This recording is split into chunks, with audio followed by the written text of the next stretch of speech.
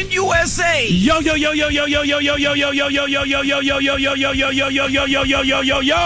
Jess Hilarious. Wake that ass up. Charlamagne the God. Peace to the planet. It's Thursday. Good morning. Yes. How y'all feel out there? I feel blessed, black, and highly favored. Happy to be here for another day to serve. Our last day before vacation, baby. That is right. And we had a special guest in the building a little earlier. We had Marley in the building. Marley made a little... We had Marley. You know, she popped Marley is first. She popped up for a second. Marley is Jess Hilarious' second child. And she popped up for a second. She said, "What's up?" She said, "Gang, gang." And then she went back to sleep. She don't need to be saying gang, gang. Yeah, then she went back to sleep. Yeah. Can y'all hear me? Because I feel like the Bruce Lee movie again. Like, you're a little late. You're a little Bruce Lee. My mouth is moving, but y'all can't. See, this is why I hate doing radio from home. This is crazy. It's just a little delay. That's all. Nothing they'll crazy. fix it in a second. Yeah, a little Bruce Lee-ish, but you good, though. Yeah. What you mean a little Bruce Lee? Because her mouth is moving, but the words are coming like 30 seconds later. The Kung Fu movies, y'all know how, Bruce Lee will be talking and then you won't hear nothing until after he say what he said. That's right. Yeah, I don't see that. I don't see it. Yeah. I'm looking at her now. It's getting together now. Yeah, I think it's good now. All right. Okay. Well, we got some special guests joining us today. We have Skillz, Mad Skillz, VA's own. He'll be joining us. You know, Skillz used to do the wrap up, phenomenal rapper and writer. He'll be talking to us. He's nominated for a Grammy, so we're gonna be talking to Skillz. He actually put out a poetry album called "The 7 Number Ones," and it's the 7 first in his life.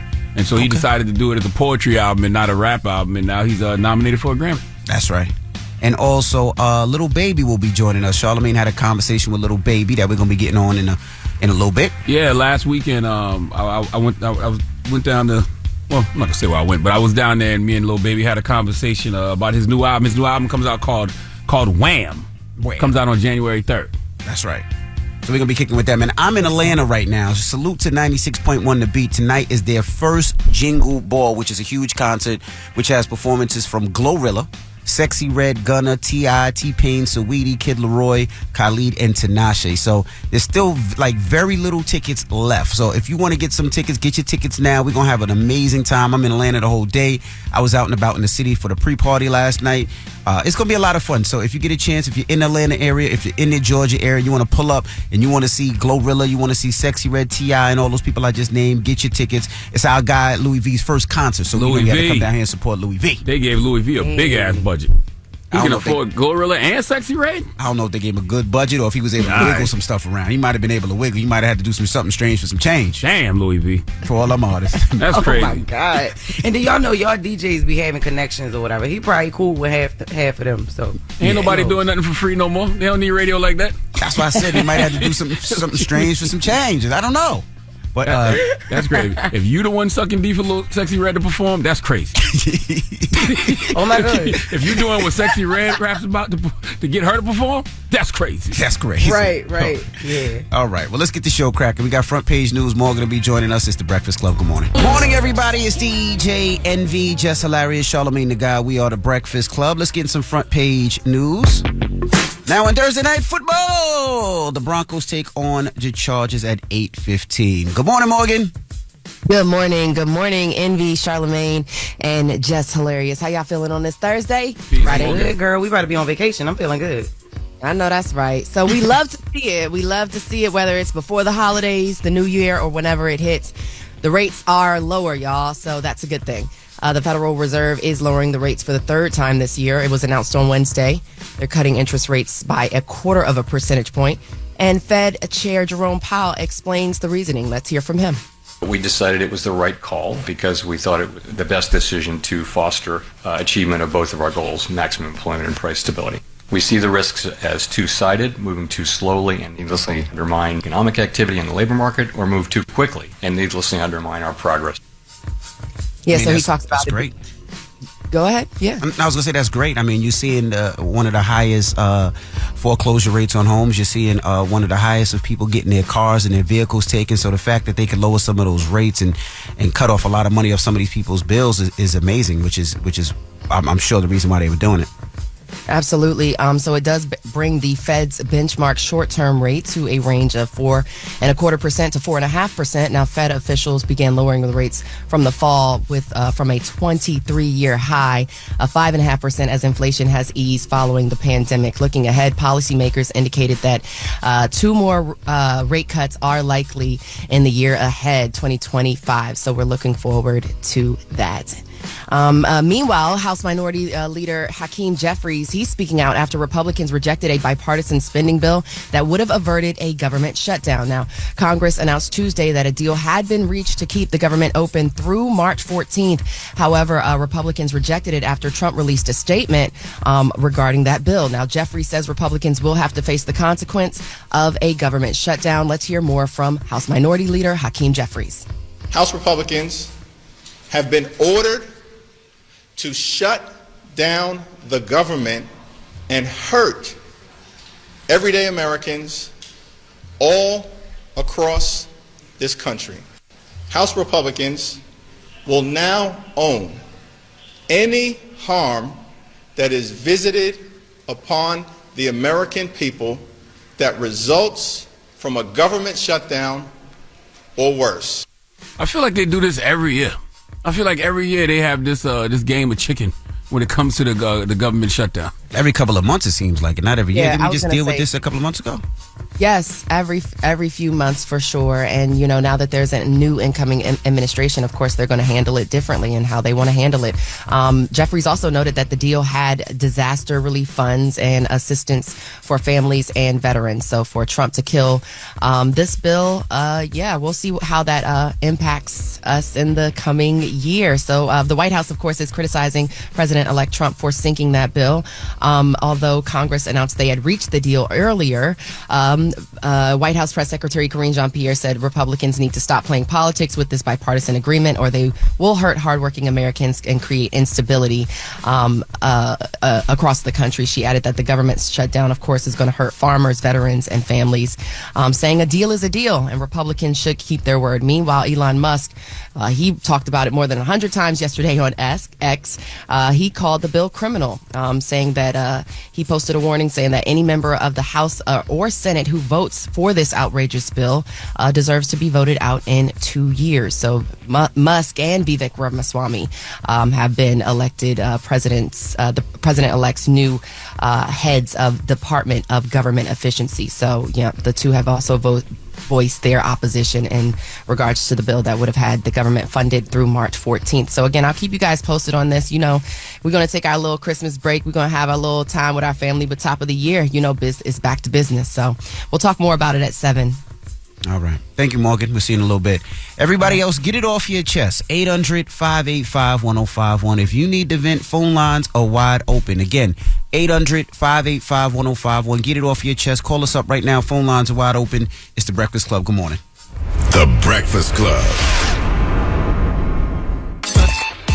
Ray! Yo, Charlamagne, Envy, what up? Are we live? This is your time to get it off your chest. I got an indoor pool, an outdoor pool. We want to hear from you on The Breakfast Club. We can get on the phone right now. He'll tell you what it is. We live? Hello, who's this? Good morning, y'all. This is Renasia from Columbus. How y'all feeling? How you feeling this morning? How are you? I'm good. Who up there? You mean who up there? The people who work here. Everybody up there. Charlamagne the Who God, up DJ there? Envy, Jess Hilarious. Hey, okay, cool. First of all, Envy, Yes, the ma'am. least Navidad. I had to call back just for you. I'm not Spanish. Yes, you are.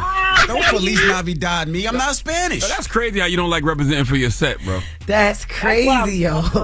I thought about you. But anyway, check this out. Jess, I'm glad you up there. You the 2B expert. So I just watched True. a video of Benzino crashing out. Did y'all talk about that yet? No, we just got here. We just got here. We just got here 13 minutes ago. So why is Benzino shaking and rocking on the ground? And his girlfriend is out here like, no, stop, don't do that. And he got a knife in his hand talking about, so he's trying to unalive himself because she called the police. Because he slapped her up, allegedly. Now, he went and did a response video, and this don't say, this was for a rehearsal for a Tubi movie. Jazz, do you be acting like that for a Tubi movie? All this It depends on what the movie is. It depends on what the movie is, but I don't know. We're going to talk about it, but I don't know. Well, first of all, nobody auditions for a Tubi movie, okay? You just walk in as No, it. You just walk in as it. Don't do that. Don't do that. They do hold auditions. You just roll out of bed, you walk right in and get to talking. Get the part, that's it. Now, don't do just like that, Charlamagne, because I keep telling you about these homeless slippers you keep wearing. And I've seen this last picture that you had on, and this whole video socks was looking crazy. First of all, what you don't know is I was preparing for a role in a Tubi movie. Okay, that's what you don't know. What is it called? Linty Sock Charlamagne? What is going on? It's called Bum in the City, not Sex in the City. Bum in the City, and it's about a man just trying to make it in these mean streets of New York. Okay. No, that don't even make sense. I just need y'all to call a friend of the room and tell Benzino to stop crashing out. He needs medicine and go to the doctor. Okay? Well, yes, if he is if he wasn't preparing for a role in a Tubi movie and he was indeed online threatening to kill himself, we don't want that. No, but he said it was a Tubi movie. That's what he said it was. No, there's no way, bro. Go look at the video, give him Donkey of the Day, and Feliz Navidad to all you. Giving that man Donkey of the Day if he was trying to kill himself. Mama, and then he killed himself. Adios. She off. All right. Get it off your chest. 800-585-1051. If you need to vent, phone lines are wide open. It's The Breakfast Club. Good morning. The Breakfast Club. This is your time to get it off your chest, whether you're mad or blessed. I hate the way that you walk, the way that you talk. I hate the way that you dress. Everything with me is blessed. Call up next. 800-585-1051. Not just me. I'm what the culture feeling. Hello, who's this? Ho, ho, ho, y'all. Ho, ho, ho. What's up, Envy? What's up, Draft? Jess, what's going on, baby? What's up, baby? What's up? Nothing, chilling. Charlamagne, where you at? Peace, what up, sis? Somebody done stole my lighter, Trav. You said somebody stole your lighter? Yeah, they done stole my lighter. My good lighter, too. What you got a lighter for? What you smoke? They light his candles. You know he ain't smoking nothing. But what's up with your boo? Right. You still with your boo for the holidays? I know you had a boo at one time. You still with the boo? The old boo? Oh, no. We stopped talking back in July. Oh, damn. Right before my birthday. Damn, but it's fine, you know what I mean? No summer butt? I'm saving money. It's the winter time, man. Ain't no winter butt right now. It's lonely. But I'm saving money on Christmas. I just wanted to call and say happy holidays to my favorite, radio station, my favorite radio family, The Breakfast Club. And yeah, y'all have a Merry Christmas and a Happy Holidays, and I'll see you when y'all get back. Thank you, Trav. Thank you, Appreciate you, brother. Hello, who's this? Yes, sir. Good morning, Breakfast Club. It's J.A. from Indy. J.A. What's up, J.A.? Hey, crew. Me and my son got beef, man. Well, how old is your son, first of all? He's 19. Well, why y'all got beef? What you thinking? I ain't gonna let him beat me up. He definitely gonna beat your ass, but come on, continue. What happened? All right, so real quick, he don't listen to me. I made a deal with him. I said from January through June, which is the summertime, you get straight A's. I'll pay your whole rent for him, while he's in college. I checked his report card. It ain't an A on there. B and C. And I'm like, listen, man, you moved off campus and you done lost your way. You done joined this fraternity. So you stay with your mom when you come home from this break because we got beef. Bro, let's be honest. I know every parent want their kids to have A's, but college is difficult, especially your first year off campus. It is very difficult to get acclimated. Give him a little grace. He got B's and C's, man. Oh, we got B's and C's. He can get those up. Give failing, that's different. Yeah, he's not failing. He average.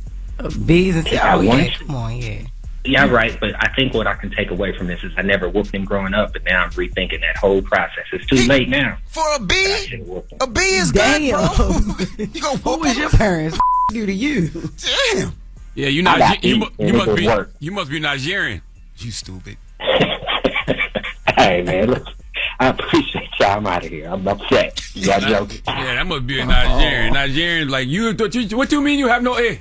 What accent was that? Ain't nothing. That was not Nigerian. I don't know what accent that was. Ain't nothing wrong with a B. Nah. I mean, of course you want to encourage your kids to do better, but if a B is a B is a B. Nah. All right, man, if he told me he was gonna pay my rent, I would have a. He tried.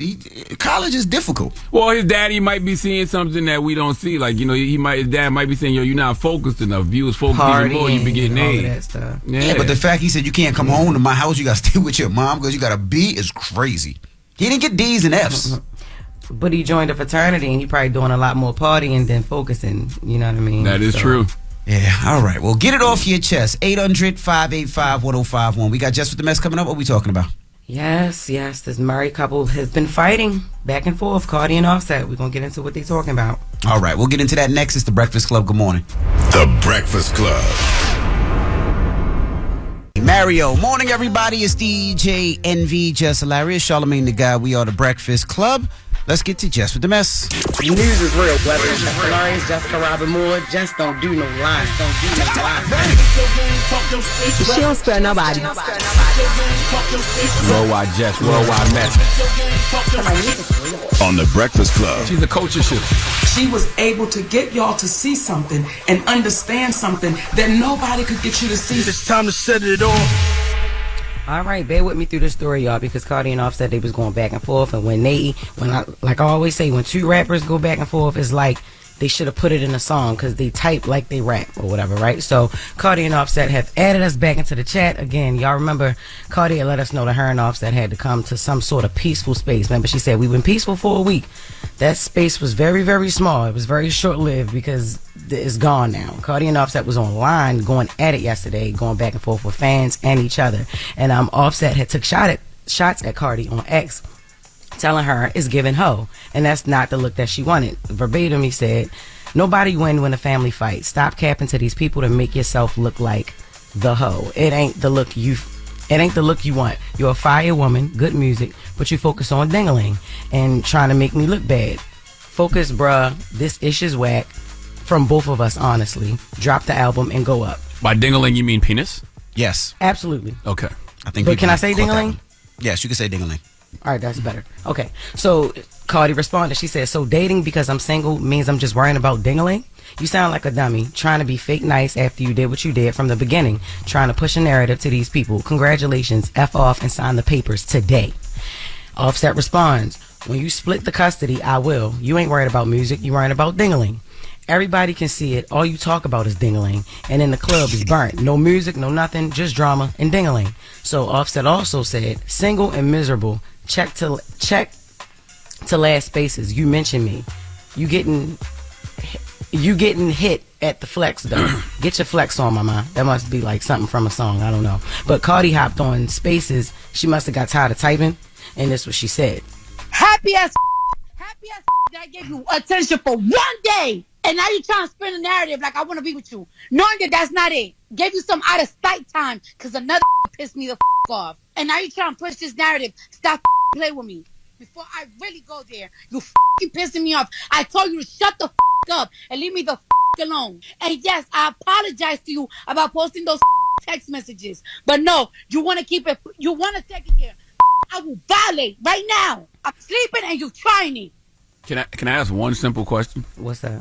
Why do we need to know all of this? Like, why can't they just be texting each other? And when they do text each other, they don't have to take the text to social media. Like, I don't understand why they are bringing so many other people into what's going on in their relationship. Yeah, that's easy to be said, but, you know, when one starts on social media, another replies, and then it gets out of hand. Because some people feel like, nah, you lying. I got to redeem myself. Because, you know, the media going to go with whoever come out first with some negative ish. Y'all already know that. Y'all seen what happened with Remy and Pat, and that's why I feel like Pat felt like he had to get online because Remy was coming at this man like straight up like that. But I don't know who's worse, that married couple or this married couple. But it was so many tweets back and forth. Like I said, that was just the ones that I had pulled so y'all can get the main gist of what the argument was about. Offset is basically like been speaking out and saying that Cardi is being different behind the scenes and that Cardi's still on him, which she denies, you know what I'm saying? So it's just crazy because everybody know Cardi has been embarrassed by Offset for so long, but she kept going back, and that's why her fans, she be getting into it with her fans or whatever. It's just been embarrassing. And in some of the tweets she even said that. She said she's been in the house for years. Now that she out, you know what I mean? Now I'm a hoe. You know what I'm saying? Now that I'm not at home waiting for you to finish doing what you doing, you pop out with a bitch every other week. You know what I'm saying? But now that I'm trying to move on, now I'm dating or whatever, I gotta be a hoe and all of that. I just don't understand. You can't complain about people being in your business. You can't complain about people talking about you all the time if you're constantly giving them so much of your personal life. Right. That's right, man. So I just really hope that they can move forward amicably. They got three children, right? Yep, they got 3 children. So I mean, I just really hope that they can come. Because just last week she said we had peace for a week. I'm wishing for many more of those peaceful weeks in 2025. It's gonna take some time, dating though. or single or not. I know. It's gonna take some time. I mean, it's still emotional. They still probably feel a way about everything. And the sad thing about it is, Charlamagne to say, you know, we know Remy, we know Pat, we know Offset, we know Cardi B. They're sane people. Like, they're smart people. But right now, they're letting the internet and the world get the best of it. And I wish, like Charlamagne said, they would take it off this social media and this internet and just deal with it internally. Yeah, absolutely. Moving on. Black Panther announcement. So, y'all know Black Panther is about to be fired. I mean, basically, we heard Denzel talk about it. And the reason why it's going to be fired because people who working on the movie can't stop talking about it, even when they're not supposed to. Now, I did something like that, so I can speak to this. But they not supposed to be talking about it. First, Denzel accidentally revealed Black Panther 3 when he was speaking on retiring from his career. We got the audio for that. I want to do things I haven't done. I played Othello at 22. I'm about to play Othello at 70. After that, I'm playing Hannibal. After that, I've been talking with Steve McQueen about a film. After that, Ryan Coogler is writing a part for me in the next Black Panther. After that, I'm going to do the film Othello. After that, I'm going to do King Lear. After that, I'm going to retire. All right, so after that, he ended up calling Ryan Coogler to apologize for saying something about the movie prematurely because ain't nobody supposed to be saying nothing yet. Now, Marvel fans, they really excited. I'm a Marvel fan, so I'm a Marvel-y. And the reason why is because the Marvel executive who was leaving the company also made mention of the Black Panther 3. Nate Moore, he my cousin. A top creative, for real, he's a top creative executive at Marvel, and he is leaving the company after being with them for 14 years. And he confirmed that even though he was leaving the company, he still is going to continue working on the Black Panther franchise for at least one more film. And this is what he said verbatim. My cousin was like, I couldn't be more excited to apply my experience and passion for film towards theatrical movies in all genres, including returning to the world of Wakanda for Black Panther 3. So, even though ain't nobody supposed to be saying nothing, that's what we getting, y'all. Well, So Denzel at that age where you can't really tell him nothing because he don't care. So he gonna spill all his guts. He gonna tell all his old stories. Whatever you tell him now, he ain't gonna lie for you. He ain't keeping no secrets. Nope. He at that age. If you don't want the truth, don't ask him no questions. Yeah, that man say, listen, if I done told these people that I did dope a couple times, they definitely gonna find out about Black Panther 3. Exactly. I'm sorry. You know, so it is what it is. But that is Jess with the Mess.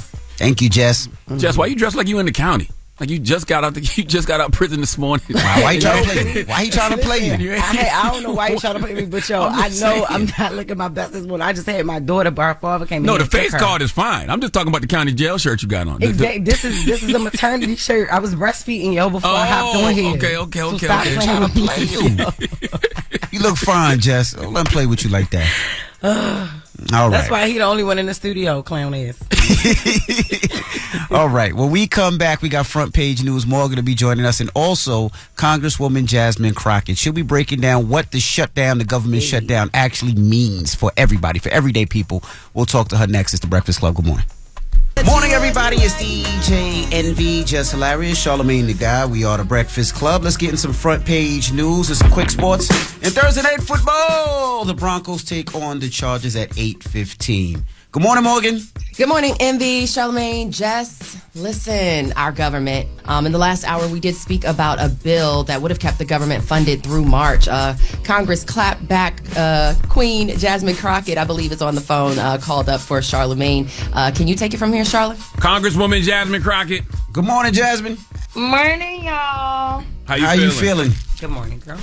Terrible. Why? They don't want me to go home. Oh, boy. Yo, Jasmine, why does it seem like this threat of a government shutdown happens every year? No, every couple months it seems like it. Yeah, you're right. It has been an ongoing every couple of months type of situation, but we always made it through. But this time, I don't know what's going to happen. Listen, we don't have elections, so they didn't already got elected.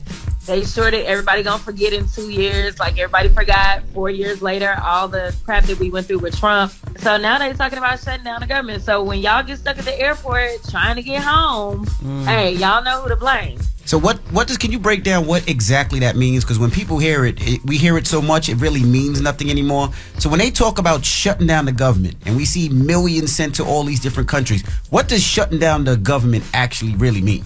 It legitimately means like turning off the lights. So if there is a governmental agency, no money really for the most part is flowing through to that agency. So when you think about our military, whether our troops are here or abroad, they're not getting money. Okay, so they still have to show up because we consider them to be essential, but they're not getting checks. So same thing with TSA. TSA is essential. Same thing with our air traffic controllers. They're essential. When you think about Border Patrol, they're essential, but they're not getting checks. So what happens is a lot of people burn through any time that they have off because they're like, well, why am I going to show up and you're not going to pay me? Mm-hmm. And you risk losing your job if you're like, you know what, I can't do this. Like, we need money today, so I'm going to go and get another job. They actually will fire you if you go and get another job. So for anybody that is receiving Section 8 benefits or trying to get benefits, you may not necessarily get that because there's nobody there processing that. If you're trying to get your veterans benefits, you may not get that. So any and everything that the federal government touches, it stops. Damn. Well, whose fault is this, Jasmine? Because, you know, a Democrat says Republicans' fault. I saw J.D. Vance and Trump saying yesterday it was Democrats' fault. So whose fault is it when Congress doesn't want to do things like raise the nation's debt ceiling? Okay, so the debt ceiling is completely different. Oh, okay. So this is something different. Yeah, the debt ceiling is different, but he's trying to throw that into our budget, okay? Okay. So basically, like, just pretend like you paying your bills for the month. And you got your mortgage, you got your car note, you got your utilities. So we have 12 appropriation bills. We haven't gotten through our budget. So basically it's like, you know what? We just gonna hold this over. Everything that we already been paying, we gonna keep paying it until March. That's what the continuing resolution is, okay? But let's say like you run out of money. Your bills are higher than the money that you got coming in, right? That's when you've hit basically your credit card limit. That's the debt limit. Our debt ceiling will not be reached until next year, and we'll have to go through a fight to raise the limit and that kind of stuff. But we haven't hit it. When they decided to get rid of Kevin McCarthy, it was Trump that was like, y'all need a new speaker because he raised the debt ceiling. But he knows that he's about to run up our debt like he did the first time. So he wants to raise it before we've even hit the limit because he wants to run up our debt, taking care of all these rich folk that he's putting into his administration. Oh, okay. So what do you think about when Elon Musk said the government should shut down until Trump becomes president? What do you think about that? Listen, considering the fact that they don't know how government works, I'm just going to say that things will get real spicy if that happens. So, listen, I don't see us shutting down that long. I mean, if the Republicans are that ignorant, so be it. But this is what happens when you put very rich people over the government because they don't care about the rest of us.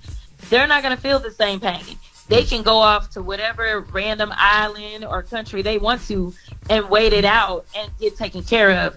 That is not the case for the average American. So, I mean, I just want y'all to understand that Elon Musk is puppeteering Donald Trump right now. He bought that presidency. For anybody that thought they were electing their homeboy, somebody was going to take care of them, he ain't consulted with y'all. It's Elon that's calling the shots. So what can people do? Can they do anything, or we just have to sit back and just take it? Pause. I mean, listen, you can always call your representative, and even if you have a representative that is of a different ideological background than you, they are still your representative. So I would say put in the calls because that's how you get elected. We don't get elected by Elon. We don't get elected by Donald Trump. We get elected by the people that are in our districts. So it's important that we hear from them and they say, listen, do not shut the government down. Hey, Jasmine, I got two more questions. Something you said just now made me think about something. You said that Elon bought the presidency, right? Elon spent what? How much they said he spent on Trump's campaign? Like $200 million? No, $250 million. $250 million. $250 million. So how does that get you? A presidency, but the over $1 billion that the VP raised doesn't? Yeah, because there was a complete difference when you got one person that is spending that much money. That is who his allegiance is to. I appreciate everybody that donated to the VP because that was a consolidated $1 billion. And that's just one person that did the $250 million. We're talking about he still got plenty of money from other people, but the only person that he clearly is listening to and rewarding right now is Elon.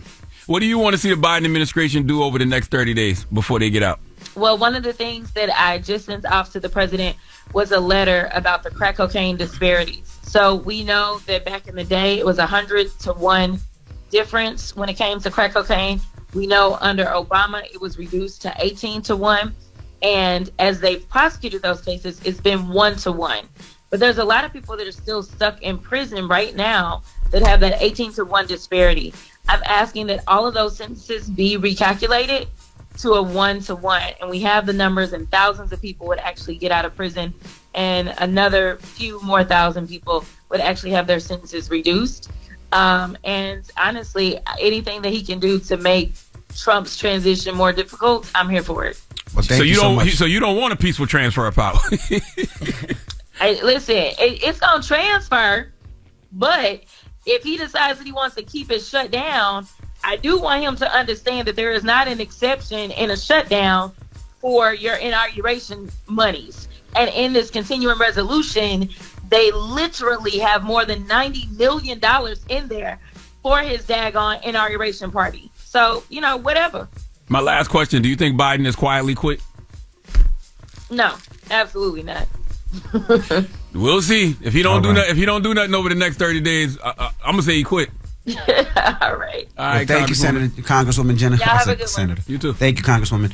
All right, thank you, Jasmine. All right, thank you, Morgan. Have a great holiday season. Oh, thank you guys. Happy holidays. I hope you guys enjoy your holiday season. See you top of 2025. It's going to be a great year for us. And that's your front page news. I'm Morgan Wood. Follow me on social at Morgan Media. And for more news coverage, follow at Black Information Network or download the free iHeartRadio app and visit us at vinnews.com. Thank you all. All right, now when we come back, Charlamagne had an opportunity to sit down with Lil Baby. This is part of his series. What's the name of the series, Charlamagne? Out of Context. It's my Out of Context series that I do. I'll be sitting down having one-on-one conversations with folks. I'm going to tell you something right now. I watched Lil Baby and Lil Yachty yesterday. Lil Baby was way more open and vulnerable with Lil Yachty than he was than he was with me. I'm telling y'all that right now. All right, but we'll get to that now. It's The Breakfast Club. Good morning.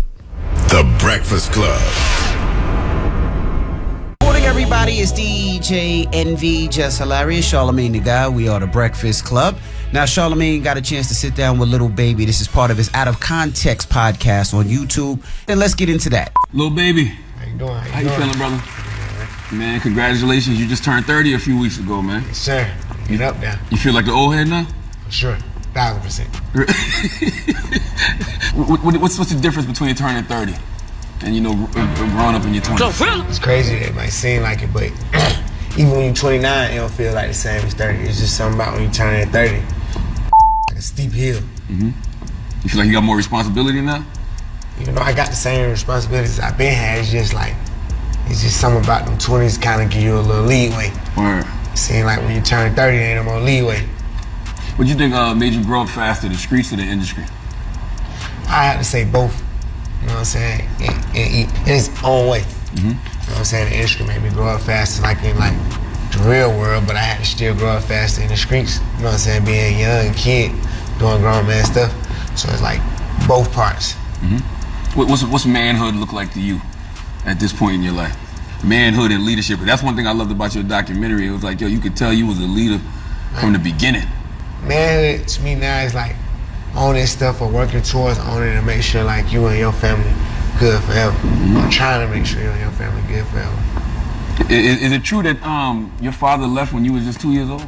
Yeah, something like that. I ain't gonna say left, but my mama, I live single parent. Mm-hmm. You know what I'm saying? I know my dad side of the family well though. You know what I'm saying? But it was just your mom and your two sisters. Yeah. So you were kind of required to be the man of the house early, right? Definitely. Do you think you were required to do that before you even understood what it was to be a man?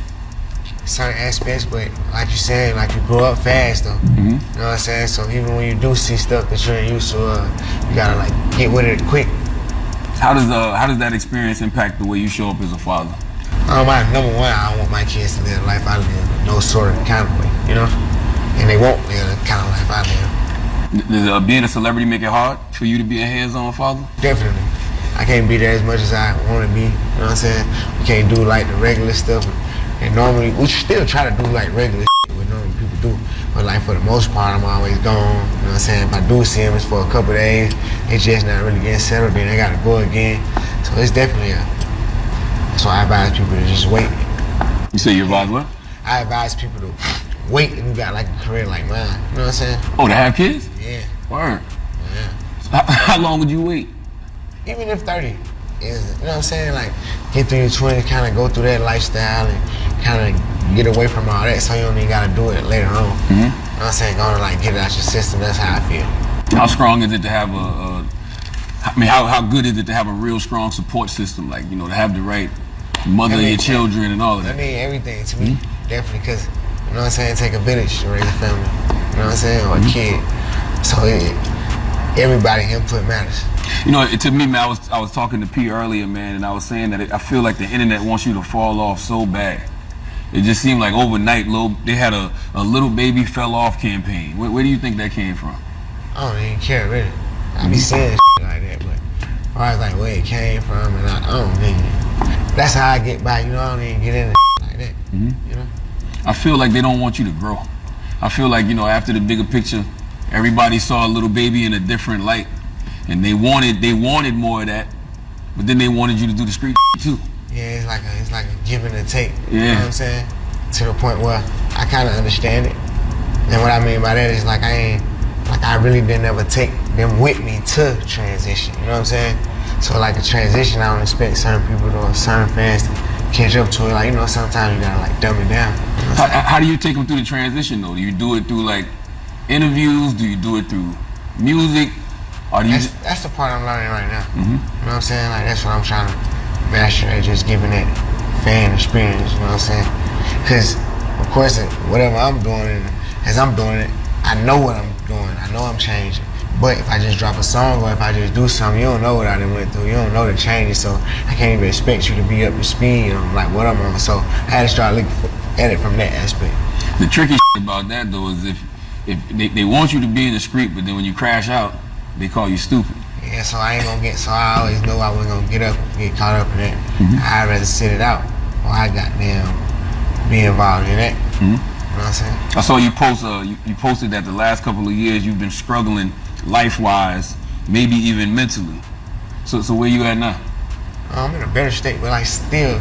And then when I say stuff like that, well, I don't even usually say stuff like that. But I mean, like far as like that type of. You know what I'm saying? That's like a big transition in your head for you to go from like where I went to like where I'm trying to go. And it was like at that turning point in the last 2 years from being this from the hood in the streets or whatever to trying to, you know what I'm saying, actually go the right path. You know what I'm saying? So that's like a real mind-boggling thing. What was it for you? Was it a dollar amount you saw? Was it the company you was keeping? Like what made you realize like I'm pivoting? A little bit of everything. Okay. You know what I'm saying? Even just to always like, even when I was doing shit, I always lived like I don't got nothing to lose. Like now I got so much to lose, it's not the same no more. What you been going through though? Like what have you been going through that made you kind of like just fall back a little bit? I'm saying everything, like people like get in trouble around you. You start seeing people don't really love you for real, or people might be just coming and do the craziest things to get a few dollars out you. You starting to like, at first when you first going through it, it's all new, so it's like a blur to you. Then you kind of start catching on. Then after a while, you like, damn, I see what's really going on. Is this why we haven't gotten a lot of music out of you over the last few years? Definitely, because I rap about like, I ain't really no writer, you know, I freestyle, so it's like all in my head, you know what I'm saying? So in my head, I ain't in the right mental space, I ain't gonna be able to like just rap like that. Do you feel like musically you're vulnerable enough?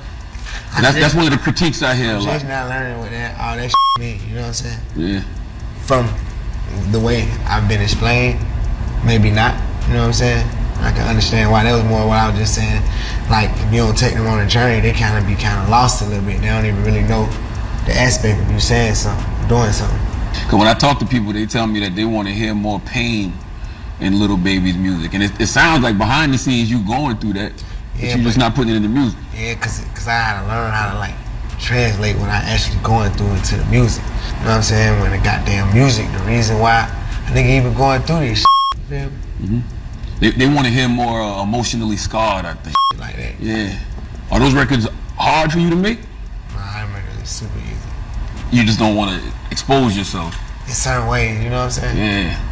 And not that I don't want to, it's just I'm accustomed to not doing it. You know what I'm saying? So it's like, you know, you get in your feelings every now and then. Ain't just always in their feelings, you know? You think that's like the protective instinct that you just carry with yourself from being in the street? Like if you show too much of yourself, you might be fooled to people. That's when the wolves come out. For sure. All right, we got more with Lil Baby. When we come back, it's the Breakfast Club. Good morning. Morning, everybody. It's DJ Envy, Jess Hilarious, Charlamagne the Guy. We are the Breakfast Club. Now, Charlamagne sat down with Lil Baby. This is part of his Out of Context series on YouTube. Let's get into it. I think after Bigger Picture, people expected you to evolve into a more mature artist and just make music that reflected like more of the pain you may be feeling. Is that what you were looking to do with 5 a.m. and Insecurities? Nah. I'm looking to do that with like the Dominique album, right? Okay. I'm dropping the album first called like Wham. That's kind of like trying to lead them up into that versus just like jumping into it. What is Wham? Wham gonna be more street music or? Yes, in a sense, but I still put like some of the songs that were going on the Dominique album on Wham because I ain't want them to just wait for long. And I know, like you said, I got a core audience for like those emotional scar type songs, and those pain type songs. So Dominique is gonna be like personal, like more personal. Yeah. Does that scare you? Not no more, but like that's the part of the 2 years what I've been going through and like that. You know what I'm saying? So I already then kind of went through the scary part. You say on one of the records, you say can't be vulnerable. Who I'm going to talk to when I'm going through it. Right. You can afford therapy, Lil Baby. All that money you making. I ain't no firm believer in therapy. Okay. You know what I'm saying? Have you tried it or? Yeah, I mean, I haven't tried it personally, but. In a sense, I have. You know what I'm saying? I got people who I talk to, though. You know what I'm saying? Who would play as a therapist, but I feel like everybody like regular people, so it ain't too much a therapist can really do for you. It's just like have an open ear. But you being like a celebrity and all that, it get weird. You know what I'm saying? Yeah, it's like who does the go-to guy go to? You get what I'm saying? Yeah. So that's why I always been like, I ain't saying I'm against therapy, but they don't even cross my mind, though. Who do you talk to? Certain people about certain stuff. Yeah. You know what I'm saying? Like, I know I can talk to him about this. I might can talk to her about this. Like certain people, certain stuff. Another line, you say, how you managed to get everything you wanted but still ain't happy. Right. Because it's like more money, more problems. You know what I'm saying? You know what I'm saying? So it's like you would think once you get everything, all this, you would be like happy. But boy, here goes something else. Like, but it's a part of learning how life goes. You know what I'm saying? I ain't gonna never stop. Are you happy now? I ain't happy as I want to be, but I'm in a happy state though. You know what I'm saying? What makes Lil Baby happy at this point in his life? That's how I know I ain't happy as I want to be, because I don't know. Damn. I mean, your kids. Yeah. Definitely like joyful for them. You know what I'm saying? Is all of this what you thought it was going to be? Like just the success that you've achieved? I ain't never know what it could be, so I ain't think of nothing. You know what I'm saying? Like I ain't never had a imagination for it. So you never dreamed of this at all? No.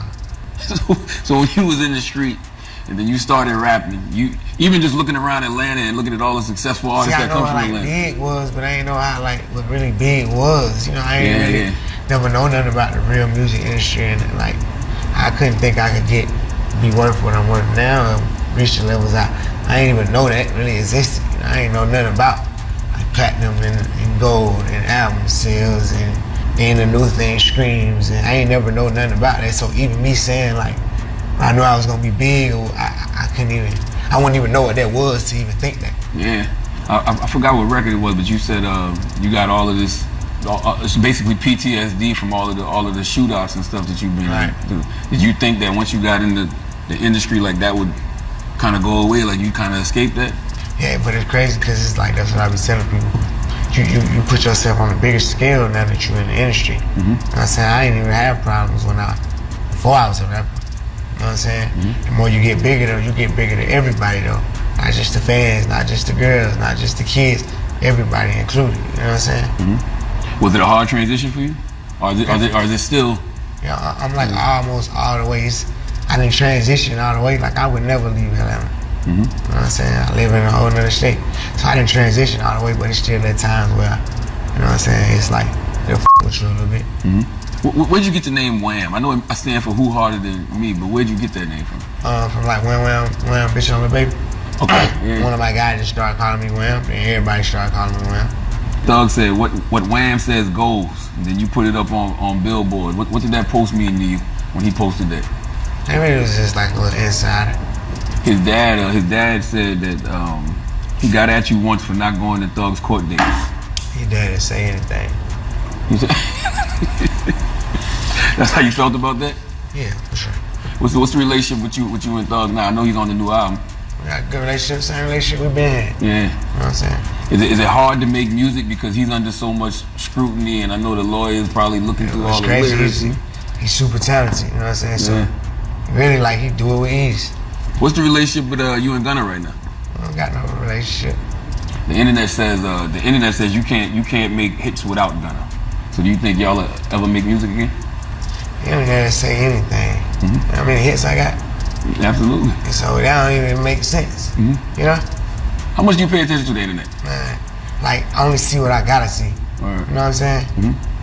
And I try my best to just keep going like that. I don't feed into that. I don't read comments and all that. Just some just be the headline. You gotta see it. You know what I'm saying? But for the most part, I don't even get into like that.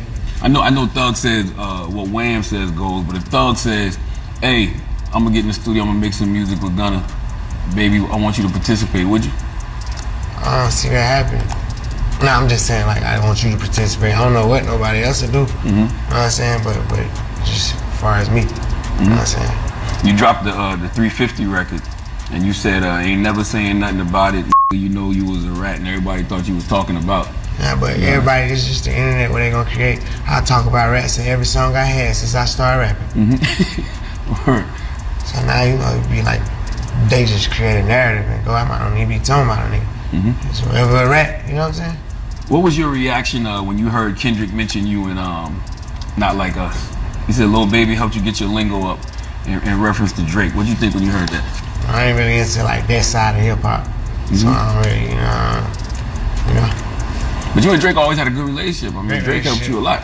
Great relationship. Yeah. So, you know, you kind of like, it's just with any situation, like, if you and him was arguing, what the hell you gonna say? But, you know? Like, don't bring you in it. Yeah, man, I don't be having nothing to do with it. I be having, not saying whatever they got going on ain't real and that, but I be, like, I feel like, to me, like, rapping be my work. You know what I'm saying? It's like, I don't want that type of at work. You know what I'm saying? That's what, like, even you saying, like, what's your relationship with Gunna? I ain't here, I ain't in it for that type of you know what I'm saying? I ain't on that. Well, I brought that up just because of the music. The music aspect of it. Because, you know, people, y'all made hits together. And some people want that again. Right? All right, we got more with Lil Baby when we come back. It's The Breakfast Club. Good morning. Morning, everybody. It's DJ Envy, Jess Hilarious, Charlamagne the Guy. We are The Breakfast Club. We're still kicking it with Lil Baby. Charlamagne got a chance to sit down with Lil Baby. This is part of his Out of Context series. Let's jump right back into it. Well, one thing I loved about your documentary, man, is it just shows, you know, how much you mean to the city of Atlanta. So when you have a city that loves you that much, do you ever feel like you can just completely let it go, like the street aspect of it? Because you can't be that person no more. It's just like just different aspects of it. You know what I'm saying? I still be that person who donate millions to the neighborhood. You get what I'm saying? But that don't mean I gotta be hanging in the neighborhood. You know what I'm saying? So it's like I'm still feeding the streets one way or the other. You know what I'm saying? It's just I got a different way of going about it now. Do you think it's a culture shock when they see you like out with the Michael Rubins of the world? Yeah, for sure it's a culture shock, but that's more like me being vulnerable. Like you couldn't even imagine the type of shit we be on. You know what I'm saying? I don't just hang with people. I ain't one of them because you got this or that. I'm a whole man. You know what I'm saying? He actually give a game. He really had like real conversations. You can like talk to somebody on a higher level about like questions that we don't be knowing. You know what I'm saying? They be knowing that. And I think what the streets don't understand is when you got relationships with people. The streets and the internet ain't the same. So you saying what the internet saying, they ain't the streets. You know what I'm saying? Them two different things. That is very true. That is very true. But so what the internet don't understand is when you around people like that, you getting game, probably getting more money, and that you're able to give back to the streets even more. I can turn all the rest of these on to it. Like, look, this how we do it. That's right. You know what I'm saying? But I understand that like the internet want to know that, and I also don't break it down for them to know that either. You know what I'm saying? So I take it with a grain of salt. Like I can see why they say that because I already know I have to dumb it all the way down for them to even understand. You got to be a cold motherfucker peep shit I be doing. You know what I'm saying? On the just far as a naked eye, I ain't telling you. You know what I'm saying? I don't understand why they don't respect actions. You know what I mean? Like they don't see it. You gotta dumb it down. You gotta say it what it is, and you don't do that directly. They go with whatever they saying directly. Do you feel like you gotta tell them every single thing you do for the hood though? Like, hey. I don't even tell them. I do the most. I do the most. The most. I don't got a PR team behind it. No nothing. No never. I really the most millions a year. How do you handle raising a son and co-parenting with somebody who's also a public figure? Oh, that's kind of hard. You know what I'm saying? Definitely. Because it's like you always be attached to that person. You know what I'm saying? Even it's just in today's time, the other person don't even have to be in the limelight. They gonna automatically be if I had a child with them. You know what I'm saying? So that's like something I'm gonna have to battle no matter what in a sense. How you been able to keep your personal life private? You know? I just don't go on the internet about it. You know what I'm saying? Like easy to me. Like I don't even need cause I don't look at the internet as like my fans, and I look at the internet like the whole world. It's like certain I'm just not gonna voluntarily tell the whole world for nothing. Or like I can't get validation from like comments and that type of stuff. I don't function like that. You do realize though the internet just be fucking with you because you successful. Yeah, I don't get into it. Yeah. You know what I'm saying? Because it'll fuck you up mentally. Definitely. Because they'll say one thing on the internet, but then you go and perform in front of 30,000 people, and everybody's singing your music word for word. So who you supposed to listen to? That's the only thing you gotta know, what to weave in, what to weave out. But sometimes the comments could be correct. You know what I'm saying? Sometimes people be saying could be correct. You know what I'm saying? So you gotta kind of go for what you feel. Get you a team around you who can help you in those aspects. You know what I'm saying? What do you feel right now you should be doing in the studio, just musically? Like if you didn't have to listen to nobody, not the streets, not the internet, just what Lil Baby wants to do. I don't listen to nobody now. Okay. Nobody. And I still listen to what people gotta say just to see what they say. You know what I'm saying? But once you listen to it and you get 10 different opinions from 10 different people, it's like you go where it got you here. You know what I'm saying? Do you feel pressure to just release music because of the high demand that people have for Lil Baby? They always want new Lil Baby music. It's like a good problem to have. Feeling no pressure though. You said that in the record in a minute. You said blood, sweat, and tears come with each check. It ain't nowhere easy. So what's been the hardest part of your career so far? Everything from just starting this career. You know what I'm saying? I jumped into a career kind of like big. You know what I'm saying? So I had to adapt from behind. It ain't like I grinded for 5 years, then got a hit. You know what I'm saying? I grinded for 5 days and got a hit. So now I gotta adjust to goddamn this whole new lifestyle that I really know nothing about. You talk about just like as far as being everything, a multi-millionaire? Yeah. Goddamn, I already had a lifestyle of like having money. So that was the only good thing, but just period. People knowing you, people taking pictures of you. You know, you can't go this way in public. Like, you hear yourself, you seeing yourself everywhere. You know what I'm saying? Like, it's a super big drastic change. But now it's business.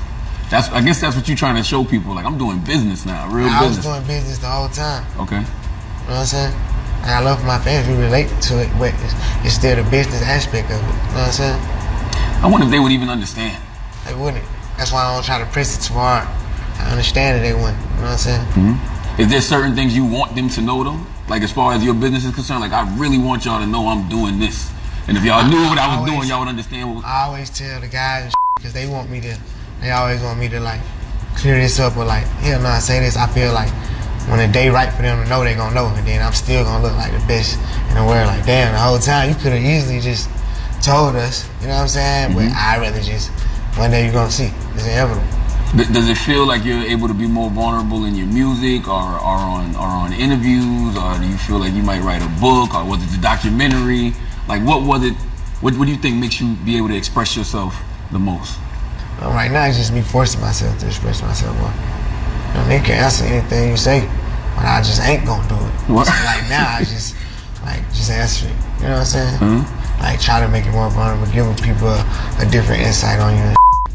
I just feel like that's your disposition, though. Like, you always been like that. Like, I remember the first time when Pete brought you to Breakfast Club years ago, you just always moved like that. So forcing you to do it, I don't know if that's possible. Ain't nobody can't force me to do it. It's just something I'm gonna be able to gradually do. You know what I'm saying? So when they come to you and say, man, you gotta make this kind of song, you gotta make that kind of song. Ain't nobody never came to me with nothing like that. It's just you. They never came, you gotta make this kind of song. I don't got that. I ain't never had that. So if you feel it, then you'll go out there and do it. That's it. That's it.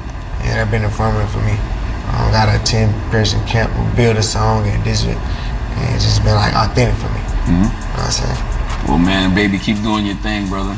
You know, appreciate you. Wham, who harder than me? This is like the fourth tape in that series, right? Yeah. So it's gonna be. Is this the last one? This the last Wham? Nah, you know, it's just something that's there. Right. You know what I'm saying? Absolutely. I Appreciate you, brother. Thank you. Yes, sir.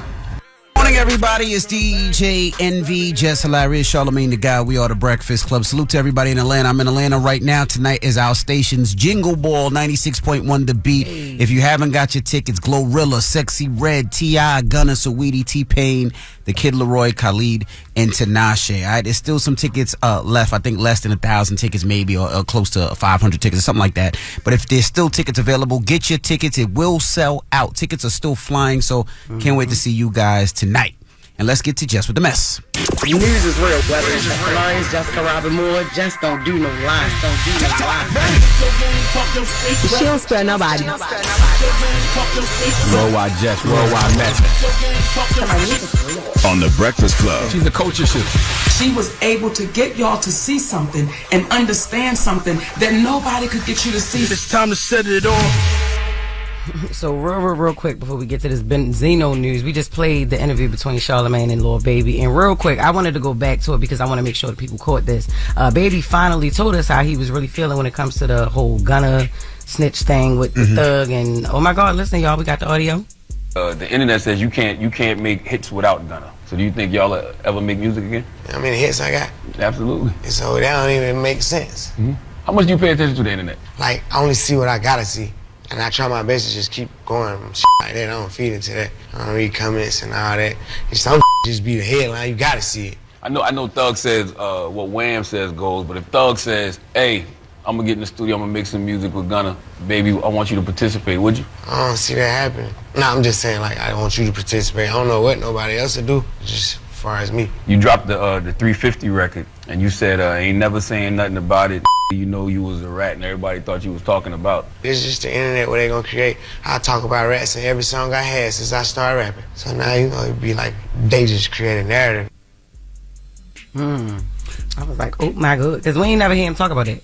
Yeah, Lil Baby and Yachty had a great conversation yesterday. He was way more vulnerable with Yachty than he was sitting with me. But we got into some things. I thought what he said about Michael Rubin was interesting because he said, you know, there's no black people out here giving out the information like Michael Rubin is. So it's not a race thing for him. He's just going where the information's at. And I felt that. I mean, I thought that was interesting. Nothing wrong with that. But that'll be out. That'll be out later today. A couple hours out of context on YouTube. All right, cool. But right now, Benzino addresses the unaliving rumors. Yesterday, 50 Cent shared a video of Benzino on the floor with a knife crying. And the caption said, Benzino caught on video by his girlfriend Ashley Bell threatening to unalive himself with a knife because she called the cops on him for allegedly beating her. Now, this is how the video sounded. No, stop. No. I'll tell them no. I'll tell them not to. I'll tell them no, okay? Just stop. Stop, please. Stop. No. Just put the knife down. Okay. Call her, please. No, I'm not. Give me the knife. No. No, okay. Come on. All right, listen. Why you laughing? I know we all probably, you know, y'all don't want to laugh because too early because y'all don't know if he was really trying to unalive himself. Nah. I feel like that happened before though. What you mean? Didn't Benzino do this before? Yeah. Well, didn't something like that happen before? before? Yeah, he's crying about something, man. This is now he's cried before, but I feel like this scenario happened. I've never the seen same this. exact thing. No, he was outside of a house crying or something like that before, but it wasn't. Because he couldn't get in. Yeah, but it wasn't. He wasn't nothing about killing himself. Right? Yeah, I swear that happened before. Now, 50 got this video from an Instagram page. It's called the Lionel B Show, which originally posted the video, and they posted this a week ago, and their caption was kind of similar to 50's, but the difference between the captions was the Lionel B Show, they said prayers up to Benzino. We know 50 ain't about to pray for this man, given that they had beef in the back in the past or whatever, right? Now, it's not even clear where the Lionel B show got it from, even with the backstory, but 50, obviously he didn't care and he decided to amplify it. We even tried to go and find Ashley Bell's page, his girlfriend or whatever, but her page is private, so we couldn't get in because we wanted to see if her video had a different caption, because he claimed that it was a role for Tubi, and if so, he taking Tubi to new heights or whatever. This is what he said after he saw the 50 posted it.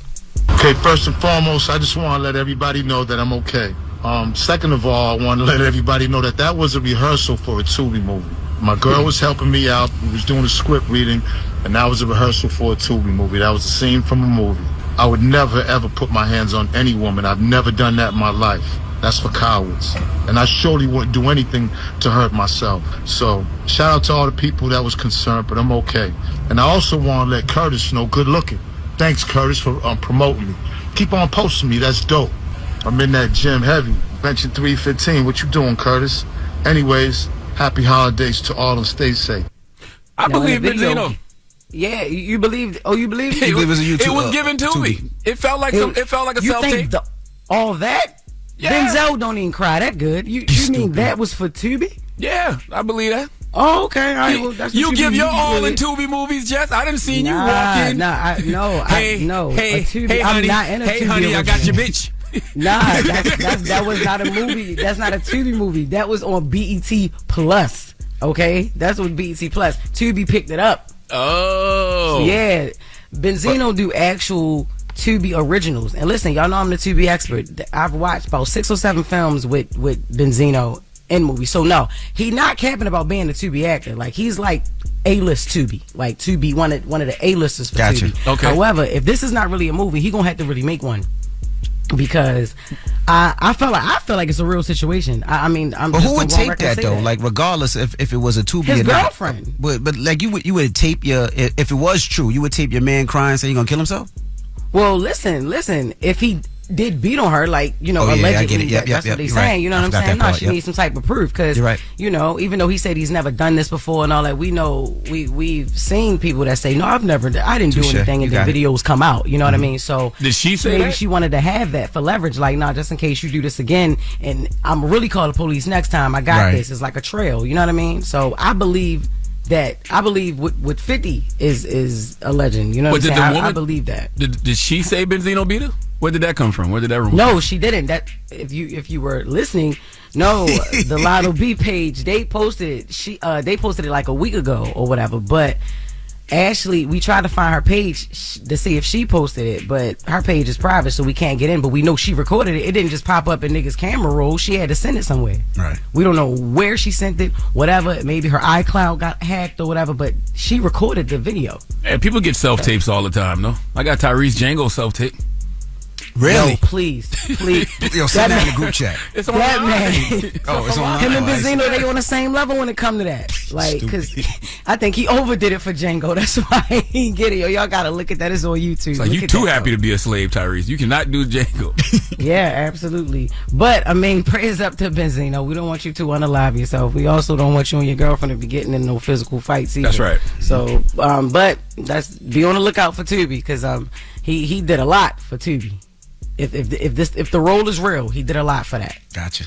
But that's Jess With The Mess. All right, thank you, Jess. Charlamagne. Yes. Who you giving that donkey to? We need Justin Ray Donaldson to come to the front of the congregation. We'd like to have a word with him, please. All right, we'll get into that next, so don't move. It's the Breakfast Club. Good morning. Damn, the hee-haw again. It's time for Donkey of the Day. I ain't trying to be donkey today no more. They should be embarrassed by what they already did. I'm not making these people do these things. Called Donkey of the Day, and it really caught me off guard. Damn, Charlamagne, who got the Donkey of the Day today? Yes, Donkey of the Day for Thursday, December 19th goes to a man named Justin Ray Donaldson of Anderson County, South Carolina. Salute to everyone from my home state of South Carolina. Drop on the cruise bombs for South Carolina. I'll be down there tomorrow for the grand opening of Crystal in Orangeburg. Ribbon cutting is at 10:45 a.m. All the festivities will be from 10 a.m. to 2 p.m. My guy DJ Frosty will be providing the soundtrack, so I'll see y'all tomorrow at Crystal in Orangeburg, 1486 Chestnut Street. But right now we talking about Anderson County, and there are some nefarious things that play in Anderson County simply because scammers come in all shapes, sizes, and forms, okay? Scamming has no color, scamming has no sexuality, scamming has no religion. A wham, bam, thank you scam can happen at any moment, and that's why you always got to have your guards up, because folks is always trying to get over. And that's exactly what happened with Justin Ray Donaldson. See, he is now in jail for scamming senior citizens. The man befriended a 73-year-old woman. Diabolical. This woman probably wanted a friend so bad because all her other friends probably dead. So he established a relationship. Nothing freaky, okay? He wasn't into, gerontophilia. I think that's what they call it, gerontophilia. That's an attraction to elderly ass, okay? He wasn't into that. His role was similar to that of a grandson. And this woman's husband died, so she was in a very vulnerable state. And Justin saw the opening and slid in for the scam. Let's go to NBC News for the report, please. An Anderson County man is under arrest after deputies said he scammed a recent widow into believing she had dementia. Deputies say 35-year-old Justin Donaldson established a grandson-like relationship with a 73-year-old woman at a senior living facility. According to deputies, after the woman's husband died, Donaldson convinced her to make him her power of attorney. Officials say the woman reported fraud this month. Donaldson is charged with breach of trust. Now, I'm not sure how dementia works, okay? I'm not sure how dementia works in any way, shape, or form. I have no idea if people with dementia even know they got dementia. So I don't even know how you can be convinced that you have dementia. Now, what I don't understand is this woman has daughters, according to the news report, okay, who were her power of attorneys. If this elderly woman went and told people, hey, I want to remove my daughters as power of attorney over her affairs, wouldn't somebody call the daughters? Then the daughters can intervene and say, who the hell is Justin Ray Donaldson? They just going to allow this man to come in, have her remove her daughters as power of attorney, and he's just easily able to secure the woman's trust and access to her bank accounts? I don't get it. He instructed her to take out a home equity loan for home repairs, but instead went out and bought a 2015 Chevy Tahoe for himself. Now, I know dementia causes a decline in someone's mental abilities, but this woman was able to understand everything Justin Ray Donaldson was telling her to do. She had enough cognitive abilities to know to take her daughters off the power of attorney. She had enough cognitive abilities to put everything in this man's name, but she didn't understand that she was getting scammed. Once again, I don't know anything about dementia. Of course, I have had people in my family who have had it, but hey, do they know they got it? And can somebody just diagnose and convince you that you have it? Because that's what happened in this case. I guess now that I think about it, if someone is telling me I got dementia and I can't remember ever having dementia, then maybe I did forget that I got dementia. I don't know. I just know it's a special place reserved in hell for someone like Justin Ray Donaldson. I don't know why we take advantage of elderly people. That's like taking advantage of kids. Okay, we act like we don't have grandparents. Okay, great-grandparents, older parents. Hell, we act like we not going to be old one day. Respect your elders. Okay, learn from the people who walked the path before you. Respect them, because someday sooner than you could ever imagine, you're going to be an elder too, if you're blessed. Please let Remy Ma give Justin Ray Donaldson the biggest hee-haw. Hee-haw, hee-haw. You stupid motherfucker. You dumb. How do you convince somebody they got dementia? That's crazy. I don't know. That's crazy. My grandmother be trying to convince us she ain't got it. I'm like, girl, stop. You know, when you dealing with somebody, she's aware she has it. I don't think so. She's aware she has dementia?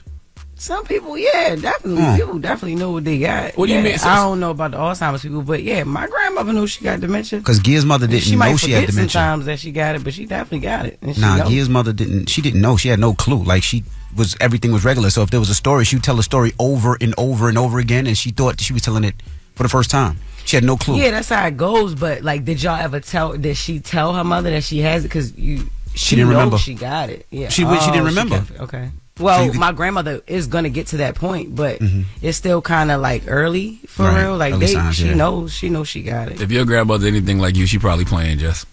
Yeah.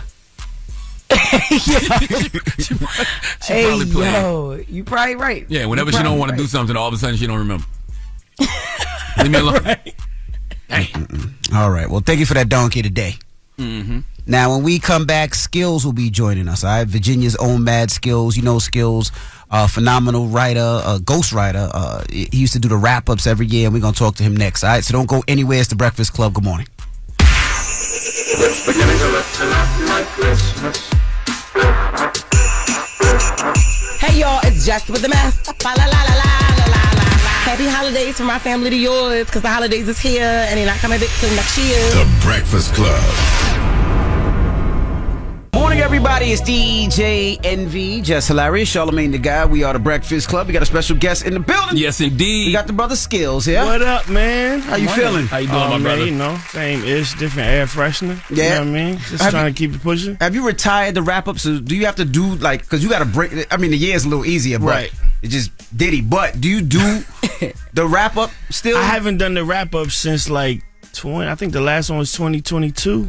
So 2 years. So yeah, like 2 years. I stopped after like 2 years. I think I did the last one over like Hoes, like Encore. I promoted it as like the last one, and then after that, I had a chill December. Like that song used to take up so much of my life at the end of the year, bro. I ain't get to do Christmas shopping or go, you know what I mean? Put up the tree, nothing. You got to know what go I'm from saying? January all the way, like all the eventful things that happen. Oh, you gonna have to do this shit. This shit is crazy. It wasn't only Diddy. People say that every year though. Like you got to do one this year, and I'm like, actually, I don't. You know what I mean? Well, so, did you and Uncle Murder have real issues over that? Nah. Yeah. It was just like it was just fun. It was, you know what I mean? Like I never ran into Murder or nothing. And even if I did, we probably would have just looked at each other and started laughing. You know what I mean? Like I know he a character, and that's what he do. Imagine beefing over a wrap up. Y'all should collaborate and do one though. That's you know who said that first? Clark Kent. Really? Clark Kent was the first person that said that. And actually this year, after, you know, Clark passing, I did think about it. You know what I mean? Like that he asked me to do that. You know what I mean? And in 2018, I was super stubborn, still battle rap mode. I was like, nah, I'd never do that. But then after Clark passed, I actually thought about it. Y'all still got time? Y'all got Listen, Murder. I just ain't gonna rap as long as him. I'm 3 minutes in and out. Attention span's too short. Like, Murder go 15. Murder gonna go 15 minutes. Like I ain't rapping that long for nobody. Congratulations too for being nominated for a Grammy Award for Best Spoken Word Poetry thank you, Album. Man. Thank you. What is that? What's it? And it's a stupid question, but to you as a rapper, rappers are poets, right? What is the difference between poetry and rap, at least from the Grammys perspective? Once you take the music out, okay, you know what I mean. It's poetry. You know what I mean. I feel like all MCs are poets. So you know the Grammy had it in a category before where it was a lot of other things happening in the same category. So maybe like a poetry album or a spoken word album would be in the same category as like somebody reading a children's book. Yeah. And shout out to the brother Jay Ivy who won last year. Salute to Jay Ivy. Yeah, he kind of advocated for it and let them know like, yo, this is different. Like we shouldn't be competing against Barack Obama reading his book. Like we ain't gonna, that's not spoken word. So he pushed for it to be its own category, and now it stands on its own. And I got nominated this year, so it's wild, it's crazy. Who you going up against? It's me. I want to say Malik, Youssef, Omari. Omari got one. I can't remember who else is in Omari it. Hardwick? Yeah, Omari Hardwick got one. Queen Sheba and an amazing artist named Tank from Tank and the Bangers. How many times have you been nominated for a Grammy? I got nominated once as a writer when we did the Nicki album, the Pink Print, in 2015. But I think we lost to Kendrick that year. But this is the first time I ever been nominated as Mad Skillz. Now you got to say exactly, because people are going to take that and be like, you Nicki wrote for will Nicki. be on your ass. Ain't nobody ever wrote for me. So I wrote a hook. There you go. There you go. I wrote The Night Is Still Young, and I did that with like Tehran, Esther Dean. Like it was like three of us. Nicki write all her bars. Okay, all her bars. Salute to Nicki. Did y'all win? Y'all didn't win that year. No, we lost. I think we lost to K-Dot that year. K-Dot. So, what would winning a Grammy mean for you? Oh man, listen, it would change my life, and just, you know, for the creatives in Virginia, man, who are, you know, doing their thing and just pushing the culture forward. Like we always talk about Philly and VA as being like the redheaded stepchild in the music industry, you know what I mean? But we collaborated a lot, so it would mean a lot, man. And this is probably my most personal project to date. I ain't never been this personal in my music, and I almost wasn't even gonna put it out. Wow. And my wife was like, "No, you should really put this out." And I was like, "Babe, it's too personal." Like I don't, you know how I'm like, man, I don't need everybody knowing my business. Like, so to be rapping for 30 years, and then the first time I really get personal and vulnerable on a project, it get nominated for a Grammy. Crazy.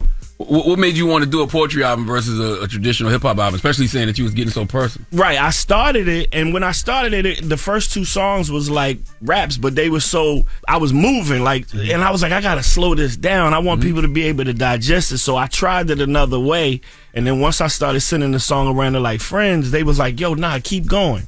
And the song, the album is called The 7 Number Ones, and it's about 7 things that happened in my life that literally changed the direction of my life. So the first song was like my parents meeting. The second song was when my mom used to play music around the house. My first love, you know what I mean? My first daughter being born. So it's all first. And that's how the album came about. Is Irma and Bernard is about my parents, yes. You got your grandma featured on. Yes, which is crazy. So if I win a Grammy, like my grandma will get, you know what I mean, a participation plaque. Wow, like, that's dope. So to be at 97 years old, you know what I mean? Wow. So yeah, I used to sit down with her, and I never knew how my parents met. So I would just have a phone and just throw it down and record her, just so I could go back and listen to it later. And I put it on the album, and it's like the hooks. So my grandma is actually featured on the first song. Isn't that the crazy thing, how much we don't know about our parents? Yes. Like they had a whole life before us, but we don't even ever sit down and talk to them about it. Yes, man. It was therapeutic for me to learn, because my mother died of a drug overdose, like a heroin overdose, like when I was like 33 maybe. So it wasn't until like American Gangster came out and I watched it, and I remember seeing them going back and forth bringing the work from Vietnam, and my father went to Vietnam. So I made the connection, like, damn, my father was the person who turned my mom on to that. Oh, wow. And they died 30 years later, like to the day. So it was just weird, but to not have that, but then to realize it later. So yeah, man, it's a real thing. That album is crazy. It's definitely very introspective and vulnerable. And then it's also very personal, the track about your parents, because how they passed. It's true that they both died from drug overdose. Yeah, both died from a drug overdose. And when I was little, they were like, oh, you know, your father died from a heart attack. But then later on, as I got older, like, they was real with me and they told me what happened. So yeah. And was this the most like emotional track to record? That one and the one about my daughter. Like, I literally sat, you know, I play my daughter's songs all the time. Like, I posted a video the other day, like, of her getting in the car, and I wanted to play her the song. So as soon as I get in the car, I play her the song. I'm going to play the song. She's like, yo, I want to play you something. She said, did you do a wrap up? And I was like, nah. I said, it's kind of a wrap up, but it's about you. You know what I mean? So I played it for, and I always got cameras around, so I had the GoPro in the dash or whatever, and I'm taping her reaction. And then I showed it to a couple of friends, and he was like, my man was like, oh, you should do a video for this. And I was like, bro, this is the video. Like, me and her sitting in the car listening to because I was scared when I was 19. The fatherhood record. Yeah, I was 19. I was 19 years old. I was scared. I didn't know what to do. You know what I mean? So to see her now as an adult and to be able to flourish in life, that's all you want for your kids. How old is she? She's 31 now. 31. Yeah, so we sat in that car, man, and I'm a crier. I'm a cry about my kids. So as soon as the glasses came up, everybody was like, oh, I know you about to cry. And I'm like, man, listen, if it's something I'm going to cry about, it's going to be my kids. You know what I mean? All right, we got more with Skillz when we come back. It's the Breakfast Club. Good morning. Morning, everybody. It's DJ Envy, Jess Hilarious, Charlamagne the Guy. We are the Breakfast Club. We're still kicking it with Skillz. Do you still ghostwrite? Not as much as I used to. Just because the music now is a little different. I mean, I can get in that bag easy, but the calls don't come as much from the younger artists because they want to keep all of their publishing and all of their. You know, I still get calls from some of the OGs, but you know, I just. Put the pen to the paper. Is it still an unwritten rule that ghostwriters aren't supposed to talk about who they wrote for? Because it's not taboo no more for people to have. I mean, it's not really. You know, I don't, but I make more money when ain't nobody talking about ghostwriting. You know what I mean? So, and the people work with me, they know most of the time I just ain't gonna throw them out there under the bus for no reason. But sometimes people just know about it. They be like, "Oh, I know you wrote that." Earlier this year, I did a show in Virginia, and I actually performed a song that I wrote. And then it was in like a McDonald's campaign, like maybe like a month later. And people was like, oh, you wrote that? And I was like, I've been wrote that. Yeah. You know what I mean? I feel like a lot of rappers these days, a lot of younger rappers, they feel like they lose credibility if it gets out there that somebody is ghostwriting for them. Yeah, that's. I mean, sometimes you just in the studio and it's just help. You're like, yo, what if you say it like this? Yeah. You know what I mean? Like, even like, for instance, my homeboy KP the Great, he ended up on Kendrick's All Right only because Pharrell was like, you know, we gonna be all right. And he was like, yo, I think you should say it like, we gonna be all right. And he was like, really? He was like, yeah, it just sounds slicker that way.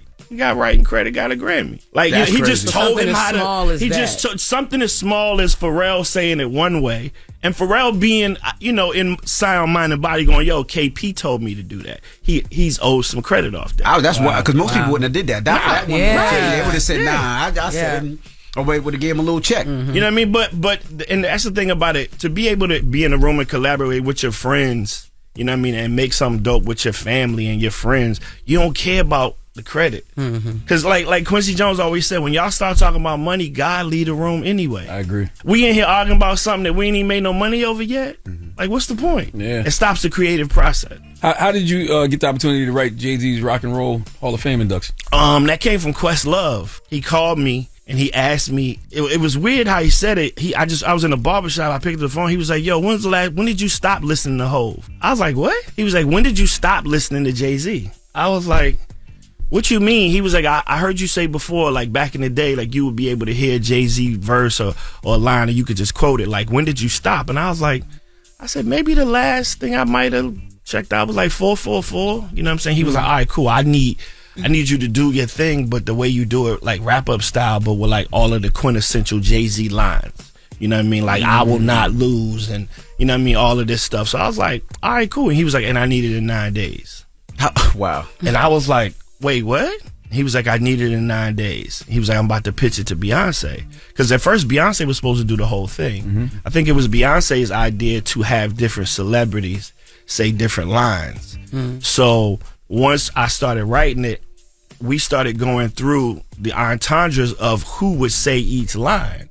So that made it even doper for somebody to say a line that was, textbook with them. So having like Will Smith say, no more Big Willie, my name, you know what I mean? Like those type of lines. And then even having David Letterman say the CBS line, I keep one eye open like CBS. That was the hardest part of the whole thing. Wow. And David Letterman was like, yo, this the line y'all want me to say? Like, it don't feel cool. And we like, yo, if you say this line, it's going to be the dopest line in the whole thing. And it was. And then to have Blue at the end say the ghostwriter line, like, it was just dope, man. And he hit me afterwards. He didn't have my number. He just hit me afterwards and thanked me. And I was just like, wow. Like, you wake up to a text from Hov saying that was dope. Like, thank you. Like, that was crazy. I know he didn't have your number. Because he asked Questlove for it. Oh, got you. You know what I mean? Like, billionaire Hov, I ain't had that number. You know what I mean? I had 2000s, 90 Hov's number. You know what I mean? But shout out to Jay-Z, man. No, I was about to ask you about the documentary you dropped on YouTube. Oh, yeah. 90s Girl 90s Girl Brunch. I did during quarantine, I did a stream, kind of like D Nice was doing, but I accidentally created a sorority of women that still stick together to this day through a stream. You know what I mean? And I made a film about it and put it out. And these are women from all over the world, all over the United States, and they still link up to this day, and they call it the Brunch Club.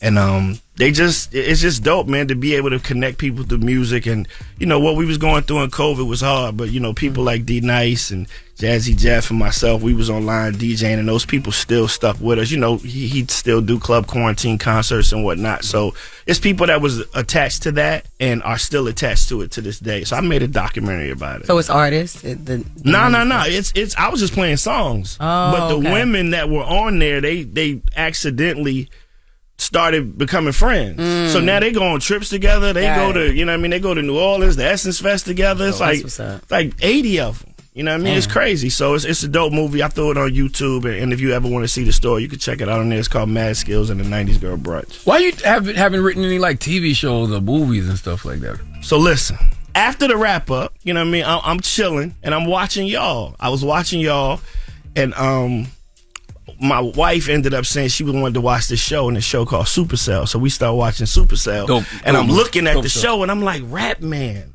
I was like, why do I know that name, babe? She was like, I don't know. We watched the first episode. I was like, yo, this is dope. I was like, Rap Man. I was like, why? That name just sound familiar. We watched the whole show, and I kept seeing created and written by Rap Man. So I seen him on The Breakfast Club, and I'm like, oh, that's the dude that did the show. Like, why I feel like I know him? Yo, why I went and searched his name, and he used to do the UK wrap-up for like 10 years. So he was doing wrap-ups. I think he said that. Yeah. When he was up here, he said that. So I DM'd him, and I was like, yo, bro, I checked your show out, man. Like, you know what I mean? I think it's dope. Great work. I said, I remember you from back in the day. You used to do the rap. He was like, oh, man, Skillz, I bet your whole shit, bro. I'm sorry, man. I took your man. I used to do the UK version, man.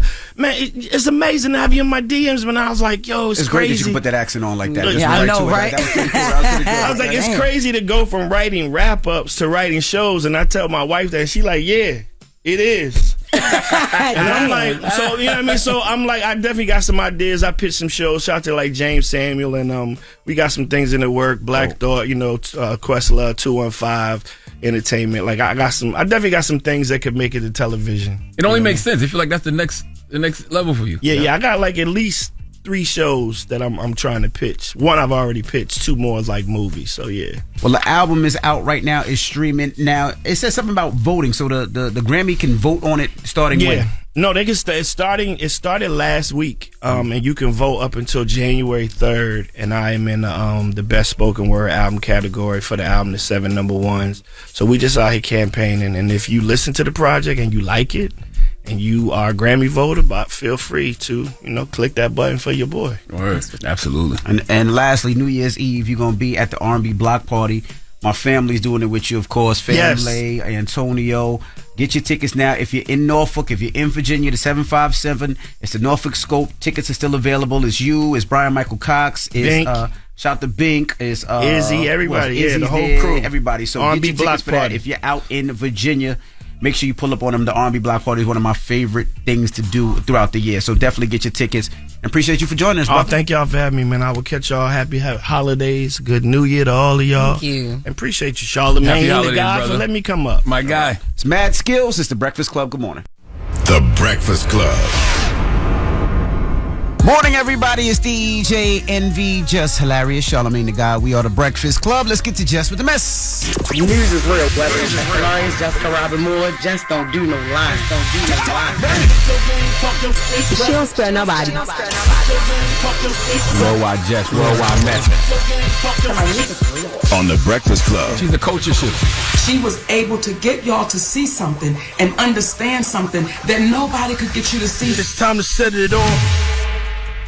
All right, so we back with the Benzino. We spinning the block because we got some updates. So in the last hour, we talked about Benzino crying with a knife in his hand, and the video that 50 reposted from a blogger, Lionel B. And the caption was basically, 50's caption was, Benzino caught on video by his girlfriend, Ashley Bell, threatening to unalive himself with a knife because she called the cops on him for allegedly beating her. Now, Charlamagne, you asked me, did the girlfriend herself confirmed that Benzino be putting his hands on her? Well, Lionel B, who originally broke the video a week and a half ago, he spoke on it and how it all happened. All right, so there was a video I posted on Instagram probably about a week and a half ago, a video of Benzino in a compromising position. He has a weapon in his hand and he's threatening to unalive himself. Wow. And he's also fake crying on the video as well and sobbing because allegedly he was beating on his girlfriend and she recorded him. And then with that video, she ended up sending it to her best friend. Like, look, girl, you know how women talk. Like, look, girl, like this dude crazy as hell. He doesn't want to go to jail and all that. So good thing she recorded him. So they sent me the email of the video and I was like, hey, she was like, can you post this? Because I'm tired of my friend being abused. She needs to get justice. Like the dude is really crazy. He's always having her do zesty things with X toys and all that on him. Wow. So I was like, Jesus. What I tell y'all, I said that. There ain't no way it just appeared in niggas camera roll. Like, nah, she sent that. That's like she keeping that for like. Remember, that's what I asked. Type situation. Yeah, and that's straight manipulation. Man, this that nigga wasn't gonna kill himself at all. But so it wasn't that's a Tubi. Manipulation right there. No, it wasn't. It wasn't given Tubi. But what we know is, he probably still. Don't be shocked if we still see a movie come out later on with this man reenacting the same thing just to still cover his ass somehow. He absolutely. We ain't gonna hear him say nothing else about it. We just gonna see a Tubi movie. They make Tubi movies in 24 to 48 hours, so it might come out, before Christmas. We don't know, But I said that it just seemed too real. Yeah, he allegedly be beating on Shorty. She got tired of it. She recorded the video to have a trail of it, sent it to her best friend. And they emailed it to Lionel B. So that is what happened with that. All right, moving forward.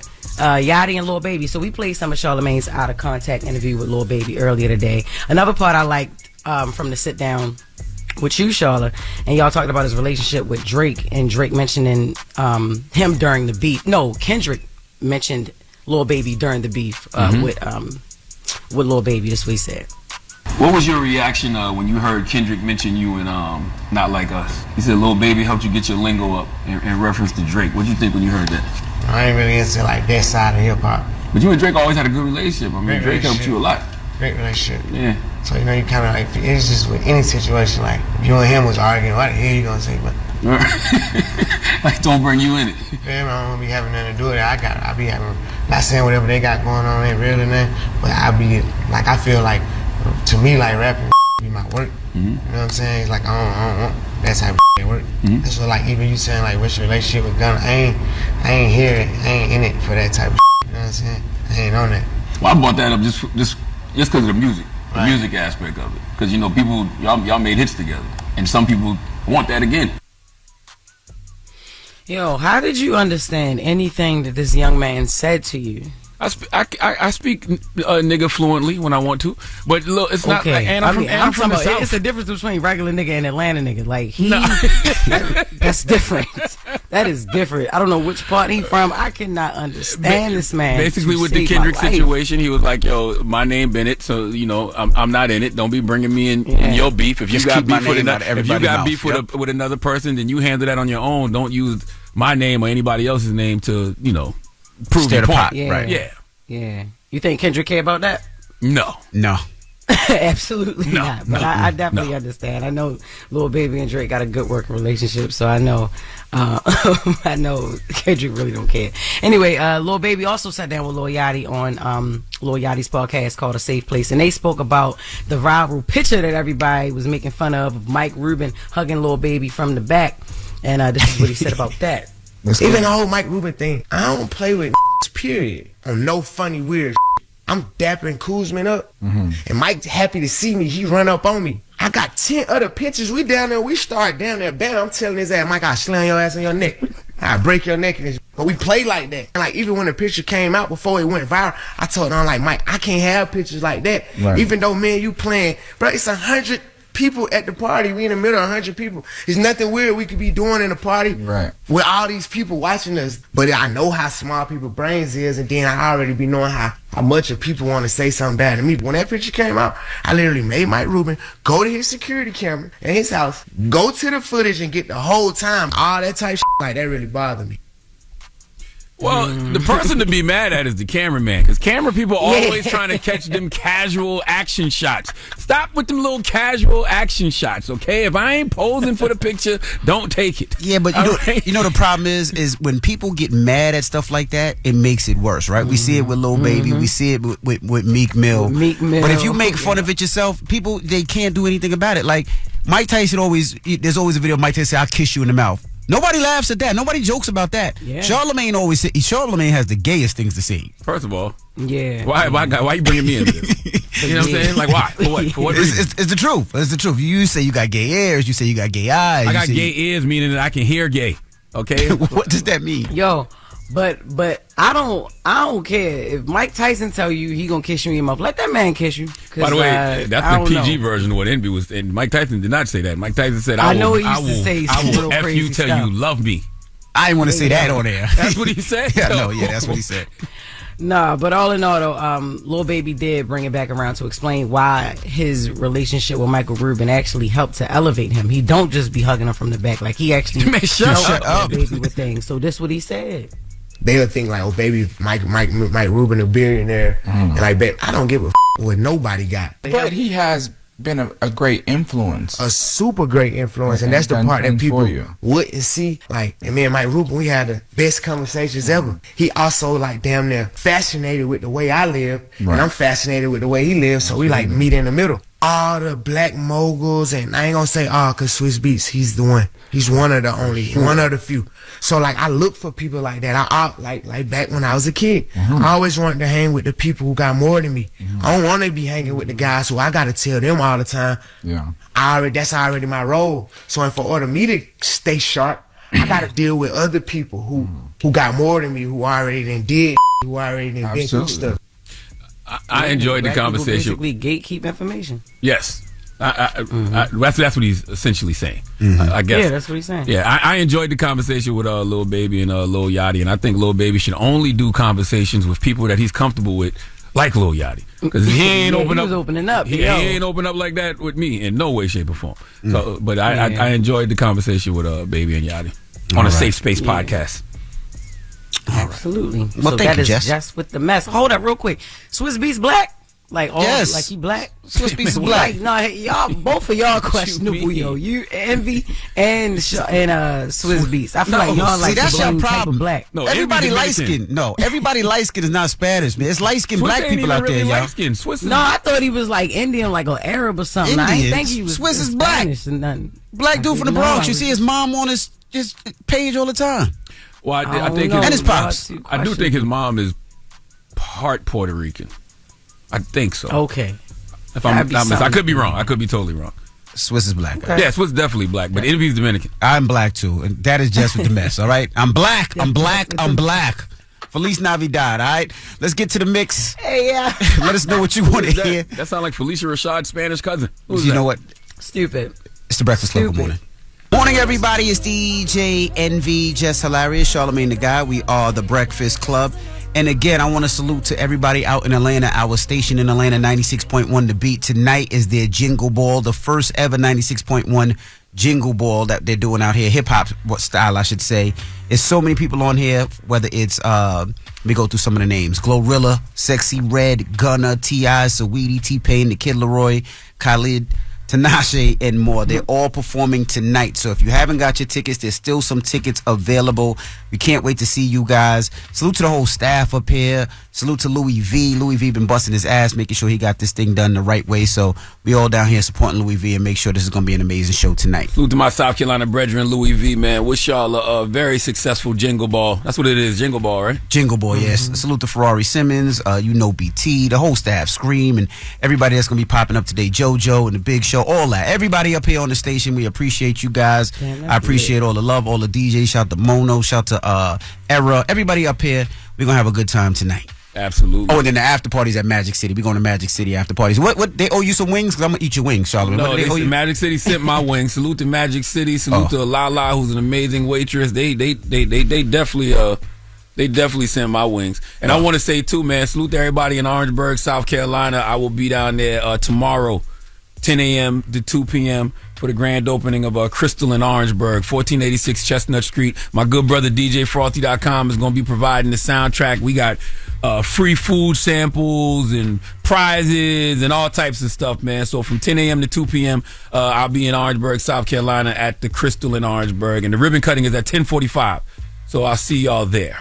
All right. Hey, yo, Envy, can you speak on who gonna go last for the Jingle Ball? I might come down there real quick. Glorilla's closing out the show. Glorilla, I don't know if I'm supposed to say it, but yeah, Glorilla's closing out the show. She closing it out. Okay. And Tinashe gonna go first, ain't she? I don't know who going first now. Don't start that, man. Don't start that. I don't know who going first. I don't know if it's gonna be Tinashe, Kid Laroi, if it's gonna be Khalid. I don't know. Khalid, I don't know. Like, nah, this ain't my vibe. Khalid gonna be like, yeah, this ain't my vibe. What you mean? Khalid in Atlanta, he gonna have a ball tonight. Yo, shut up, man. Shut up, man. What you mean? Khalid gonna have a ball tonight in Atlanta. Oh my what? God. Khalid living his best life. He ain't gotta hide no more. Jingle Ball tonight. That's right. Khalid ain't gotta hide no more. Salute to Khalid. You go out there and do your thing. And when you go to Magic City tonight, man, tell Loma in the kitchen I said peace, man. I definitely will. I'm going to get your wings. Whatever wings they had that they never sent had. me my wings. Magic City sent my wings via Gold Belly. When the last time I was in Magic City, somebody lied and went to the kitchen and said they was with us and they got all our wings. And so Loma and the good folks at Magic City, they actually shipped me a bunch of wings and fried okra and other stuff through Gold Belly. That's black as hell. I appreciated it. How you gonna ship wings from Atlanta? They did through Gold Belly, and it was good too. They came in the packaging. They had the packaging on it. It was Lou Will's lemon pepper. It was good. Well, Magic City people, he never got those, so give it to me tonight. I want all that. The okra, the lemon, whatever he said. I want them wings tonight in Magic City for the after party. And get Lala as a waitress. Lala's amazing. If she should still be there. That was just earlier this year. Yeah, so salute to Lala too. Yeah.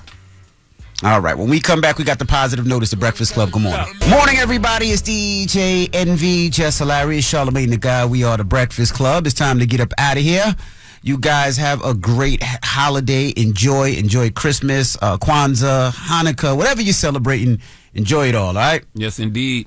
You got a positive note, Charlamagne? I do, man. The thing I want y'all to remember about this holiday season is you need people in your life that's going to make more deposits than withdrawals, okay? Please remember that this holiday season. If you allow people to make more withdrawals than deposits in your life, you will be out of balance and in the negative. So know when to close the account. And if there's some accounts that need to be closed before the year is over, close them. Have a blessed day. Breakfast Club, bitches! Y'all finished or y'all done?